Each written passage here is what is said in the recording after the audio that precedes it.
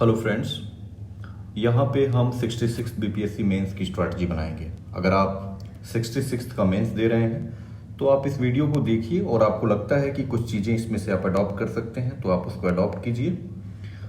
चूँकि मुझे बीपीएससी हो या यूपीएससी हो, इन दोनों ही परीक्षाओं में पास होने का और फेल होने का दोनों ही एक्सपीरियंस है, तो मैं मेंस परीक्षा की बात कर रहा हूँ। तो ऐसे में आप मुझसे सीख सकते हैं कि क्या चीज़ें वर्क करती हैं और क्या चीज़ें वर्क नहीं करती हैं। ये मैं चूंकि दोनों एक्सपीरियंस जिस व्यक्ति के पास होगा वही तो बता सकता है ना कि क्या वर्क किया और क्या वर्क नहीं किया।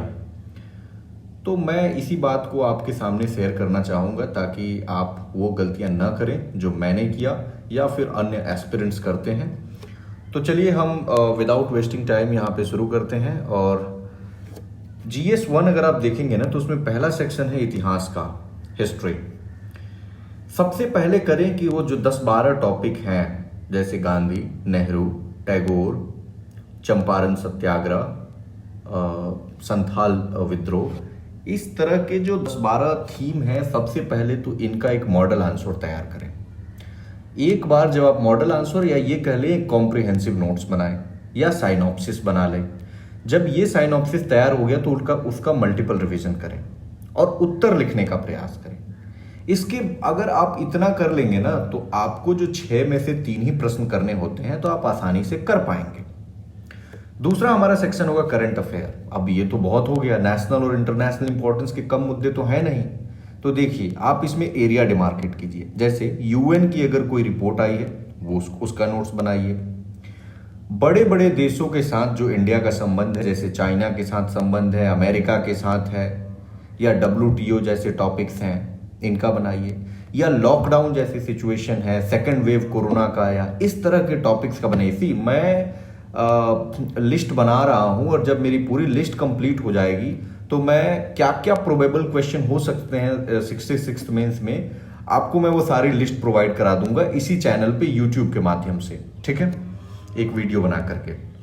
तीसरा आप करेंगे स्टैटिस्टिक्स। इसके लिए आप क्या करेंगे, सबसे पहले आप प्रीवियस ईयर क्वेश्चन पेपर को देखेंगे कि उसमें से पूछा क्या जा रहा है। आपको पता है 4 में से सिर्फ 2 करने होते हैं, तो ये जानना बहुत जरूरी है आपके लिए कि आपके लिए पाई चार्ट करना आसान होता है या बार ग्राफ करना आसान होता है। ये जानना आपके लिए सबसे पहले खुद को जानिए कि आपके लिए क्या आसान है, नहीं तो वहां पे आप छांटते ही रह जाएंगे और समय निकल जाएगा, ठीक है।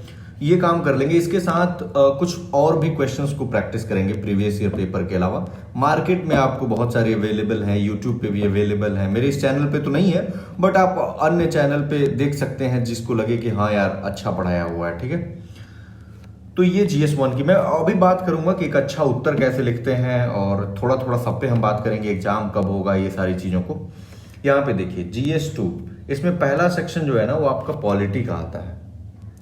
इसमें बेसिकली भारत की संविधान से क्वेश्चन पूछे जाते हैं और इसी चैनल पे मैं अभी कम से कम 4-2-6 क्वेश्चन को डिस्कस कर चुका हूं, जो 65th के 4 क्वेश्चन और 2 क्वेश्चन 64वीं बीपीएससी के प्रीवियस ईयर क्वेश्चन पेपर को, और ये डिस्कशन कंटिन्यू रहेगा। मैं उसको सारे क्वेश्चंस को कोशिश करूंगा कि समय जब भी मिलता है मैं उसको डिस्कस करता रहूं। तो आप उस डिस्कशन वीडियो को जरूर देखिए क्योंकि उससे आपको पता चलेगा कि किसी भी क्वेश्चन का इंट्रोडक्शन कैसे लिखते हैं, बॉडी कैसे लिखते हैं और कंक्लूड कैसे करते हैं। क्वेश्चन को तोड़ना आपको आना चाहिए, दिस इज एन आर्ट, और ये आएगा विथ प्रैक्टिस। कोई आपको बताने वाला होना चाहिए कि यार इंट्रो में ना ये बातें होती है, नहीं तो कई लोग इंट्रो और कंक्लूजन में ही फर्क नहीं समझते हैं कि और दोनों में ही सेम बातें लिख देते हैं। ऐसा आपको नहीं करना है।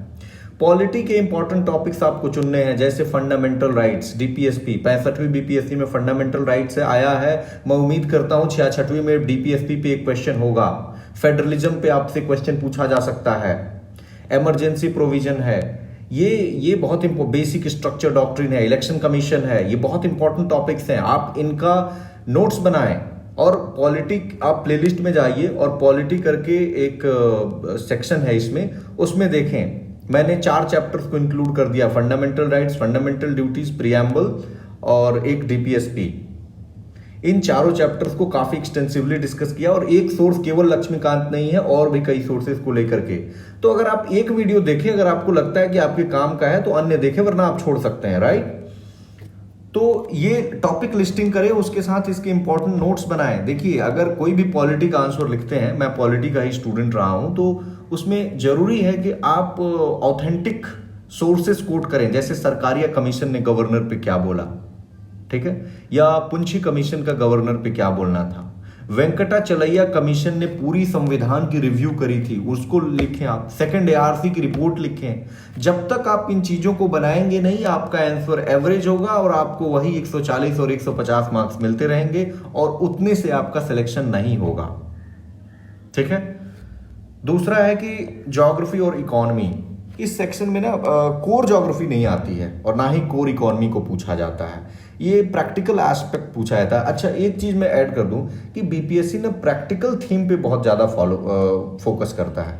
जैसे कि वो फंडामेंटल राइट्स में आजकल ये नहीं पूछ रहा है कि फंडामेंटल राइट्स बताएं कौन कौन से 6 फंडामेंटल राइट्स हैं और उनमें क्या क्या प्रोविजंस है। नहीं, उसने पूछा कि हमारा संविधान, 65वीं बीपीएससी का मैं क्वेश्चन बता रहा हूं कि हमारा संविधान फंडामेंटल राइट को एक हाथ से देता है और दूसरे हाथ से ले लेता है, क्या आप इस बात से सहमत हैं? देख रहे कितना इंटरेस्टिंग क्वेश्चन है। मतलब आपको अगर पूरी फंडामेंटल राइट की जब तक समझ नहीं होगी एक इंटीग्रेटेड मैनर में, एक क्रिटिकल पर्सपेक्टिव के साथ, आप इस आंसर को लिख ही नहीं सकते हैं। ठीक है। तो ज्योग्राफी और इकोनॉमी का भी कुछ थीम बनाए, जैसे कि रिसोर्स है, WTO है, फूड सिक्योरिटी पे है, पॉपुलेशन है, इस तरह की, एग्रीकल्चर बहुत इंपॉर्टेंट टॉपिक है, पॉवर्टी एलिविएशन है। यही थीम रिपीट होंगे, मैं बता रहा हूं। इन थीम का आप एक कॉम्प्रिहेंसिव आंसर बनाएं। अगर आप बिल्कुल एवरेज परफॉर्म करेंगे ना, सारे आप सोचेंगे कि यूपीएससी की तरह आप सारे टॉपिक्स को पढ़ेंगे और थोड़ा थोड़ा सबके बारे में पढ़ेंगे, तो this formula will not work here. That might work in UPSC but this formula will not work in BPSC, because यहां पे 38 नंबर का एक क्वेश्चन है, आपके पास मटेरियल ज्यादा होना चाहिए। ठीक है। साइंस एंड टेक में भी यही करें, यहां भी बहुत रिपीटेशंस होती रहती हैं और आजकल तो मैं देख रहा हूं 64वीं से कि प्रैक्टिकल एस्पेक्ट्स पे बहुत फॉलो कर रहा है कि एनर्जी इनका एक फेमस टॉपिक है। एनर्जी हो गया, पॉपुलेशन को कैसे कंट्रोल करना है, या फिर साइंस एंड टेक्नोलॉजी का क्या यूज है, न्यूक्लियर एनर्जी पे बहुत फोकस रहता है, वेस्ट मैनेजमेंट जो कूड़ा कचरा प्रबंधन होता है वो कैसे होगा, क्लाइमेट चेंज कैसे होता है। तो आप इन टॉपिक्स को तैयार कर लें। ठीक है। मैंने एक हिंट दे दिया है आपको यहाँ पे, अगर इन टॉपिक्स को तैयार करते हैं तो मुझे लगता है कि आपका majority of the portion cover हो जाएगा। सी ऑप्शनल को लेके, अब आपको पता है कि ऑप्शनल हर व्यक्ति का अलग अलग होता है, तो ऑप्शनल को लेके यहाँ तो ना ही मेरे पास एक्सपर्टीज है कि मैं सारे ऑप्शनल पे बताऊं और ना ही टाइम अलाउ करता है कि मैं एक एक ऑप्शनल पे वीडियो बनाऊं। ठीक है। तो मैं एक ओवरऑल आपको बता दे रहा हूं कि ऑप्शनल पेपर में आपको करना क्या है। देखिए आप अपना अभी टाइम ड्यूरेशन एलोकेट कीजिए कि जीएस कितना समय पढ़ना है और ऑप्शनल कितना समय पढ़ना है। और मेरा मानना है कि आपको जितना देर एक एक जीएस पेपर को दे रहे हूं उससे ज्यादा टाइम ऑप्शनल को देना चाहिए, क्योंकि ये स्पेशलाइज्ड पेपर है। ये जीएस की तरह अगर आप जीएस में नॉर्मल भी बात लिखते हैं ना तो वो चल जाता है, लेकिन यहां पे आप नॉर्मल बातें लिखेंगे ना कि अपनी मन की बात, वो नहीं चलेगा। जीएस में आप आंसर राइटिंग कम करें ज्यादा करें उससे ज्यादा फर्क पड़ेगा या नहीं पड़ेगा, लेकिन अगर आपने ऑप्शनल में कम आंसर राइटिंग की ना तो इसका फर्क जरूर पड़ जाएगा, क्योंकि यहां पे स्कॉलर्स को कोट करने होते हैं। मैं बता रहा हूं आगे उसको। यहां भी ऊपर जैसे मैंने बताया उसी की तरह आप अपने इंपॉर्टेंट टॉपिक्स को छांटिए। बीपीएससी का एक ट्रेंड आप देखेंगे, चाहे वो कोई भी ऑप्शनल हो, सोशियोलॉजी हो, पॉलिटिकल साइंस हो, ज्योग्राफी हो, सिलेबस बहुत बड़ा है। सिलेबस देख के तो आपको लगेगा कि यार इतने सारे थिंकर्स हैं तो कवर ही नहीं हो पाएगा, but look at the questions they have asked, look at the previous year papers. बहुत ही सिलेक्टेड थीम से बार बार frequently they have asked the questions. तो आप उन टॉपिक्स को तैयार कर लेना तो आपका काम बहुत आसान हो जाएगा। आप पॉलिटी में ही देख लीजिए, मोस्टली जो क्वेश्चंस होते हैं वो जो रिपीट होगा ना वो बहुत, मतलब मैंने देखा था कि 60 ऐसे टॉपिक्स हैं पूरे पेपर में जो अगर तैयार कर लिया जाए तो आप आसानी से अपने पेपर को हल कर सकते हैं, क्योंकि आपके पास ऑप्शनल में 50% ही पेपर करना होता है। 12 क्वेश्चन आएंगे उसमें से सिर्फ 6 करना है। तो आप उन टॉपिक्स पे जो एकदम मार्जिन पे टॉपिक्स हैं या जिन पे कम मटेरियल अवेलेबल है, आप चाहे या जिससे सवाल ही नहीं बन रहे हैं, मुझे लगता है सिर्फ आप उससे एक बार गो थ्रू कर जाएं ताकि वह सिचुएशन में कुछ ना कुछ लिख दें। लेकिन आपका फोकस होना चाहिए जो आपको क्वेश्चन अटेम्प्ट करना है। जैसे अगर मैं पीएसआईआर की बात करूं तो पॉलिटिकल साइंस में पूछा गया था, इसमें 65th बीपीएससी में बहुत प्रोमिनेंट टॉपिक्स पूछे गए थे। जैसे चाइना के साथ रिलेशन पूछा गया, नो फर्स्ट यूज जो न्यूक्लियर डॉक्ट्रिन है उस पर सवाल पूछे गए, 64वीं में कोल्ड वॉर से सवाल था, थ्योरी ऑफ रियलिज्म से था। ये एक्सपेक्टेड क्वेश्चंस हैं और ये यूएन से तो हर बार क्वेश्चन आता है पीएसआईआर में। तो आपको ये जानना बहुत जरूरी है कि मतलब एरिया कौन सा है जहां से सवाल पूछा जा रहा है और उस एरिया में लिखना क्या। एक है ना यहाँ पे अगला हमारा ये स्कॉलर्स। मैं इस पे बहुत जोर इसलिए देता रहा हूं क्योंकि जब भी मैंने स्कॉलर्स को नहीं लिखा है ना अपने आंसर में, मेरे उस समय मार्क्स कम आए हैं। और जब मैं आंसर में स्कॉलर्स को यूज करता हूं, और ये मेरा केवल अपना ओपिनियन नहीं है, बड़े बड़े जो इंस्टीट्यूट्स के टीचर्स हैं आप उनको सुने जो ऑप्शनल पढ़ाते हैं, तो वहां पे स्कॉलर्स वो बताएंगे कि स्कॉलर्स का इंपॉर्टेंस क्यों है। मैं बताता हूं क्यों है। इसका इंपॉर्टेंस इसलिए है क्योंकि आपको पता है कि ये ऑप्शनल जो है ये स्पेशलाइज्ड सब्जेक्ट है, तो आप इसके ज्ञानी तो है नहीं, आपके पास कोई रिसर्च है नहीं।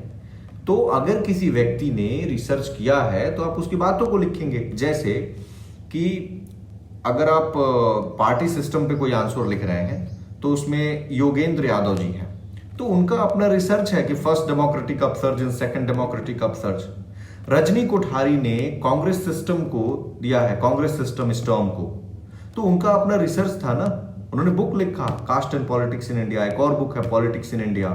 तो स्कॉलर के साथ साथ बुक्स का भी नाम लिखें कि Rajni Kothari in his book, ये मेल है, कई लोगों को लगता है फीमेल है, तो Rajni Kothari in his book politics in India या caste and politics in India, इस तरह से करके आप लिखें आंसर को। उन्होंने कांग्रेस सिस्टम टर्म को क्वाइन किया है कि कांग्रेस के अंदर ही अपोजिशन था, मतलब बहुत सारे ट्रेंड थे कांग्रेस के अंदर ही, ठीक है।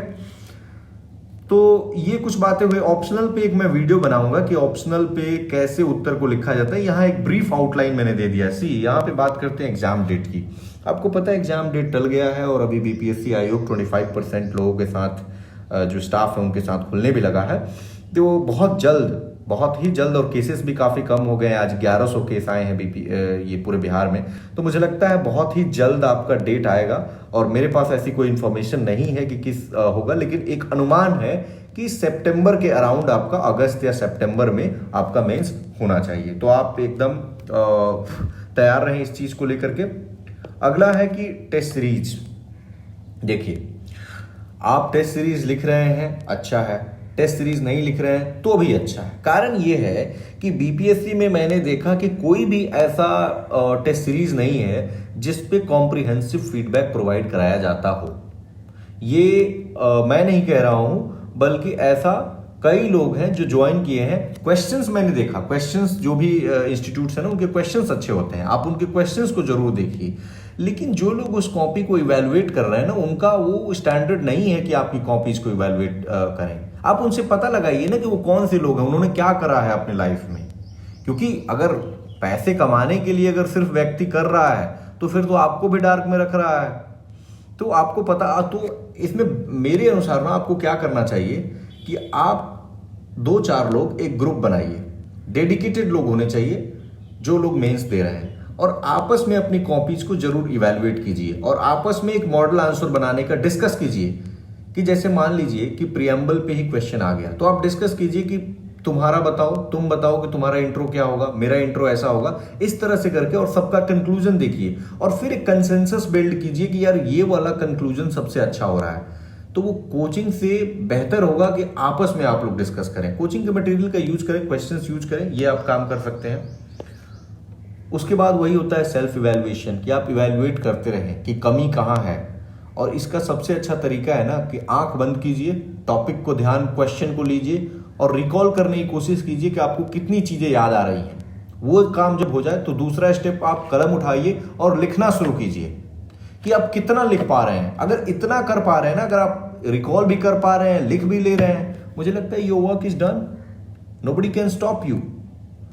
तो यही मुझे कुछ बातें थी जो बतानी थी, और आगे मैं आपको एक टॉपिक का लिस्ट दूंगा, उसके साथ साथ बताऊंगा कुछ मॉडल आंसर लिख करके कि एक बेहतर उत्तर कैसे लिखा जाता है उसको, और कौन कौन से टॉपिक्स आ सकते हैं ये बता ही दिया। और सारे ऑप्शनल्स का तो मैं नहीं कर सकता, लेकिन कुछ ऑप्शनल्स का मैं जो भी दोस्त हैं मैं उनसे बात करूंगा कि वो लोग मुझे हेल्प करें जिस ऑप्शनल से दिए हैं, और आपको एक इंपॉर्टेंट टॉपिक्स एटलीस्ट प्रोवाइड करा दिया जाए और कुछ क्वेश्चंस प्रोवाइड करा दिए जाएंगे। उसके पहले आप प्रीवियस ईयर जरूर देखें, सिलेबस जरूर देखें। इतना ही बात बताना था। Thank you very much.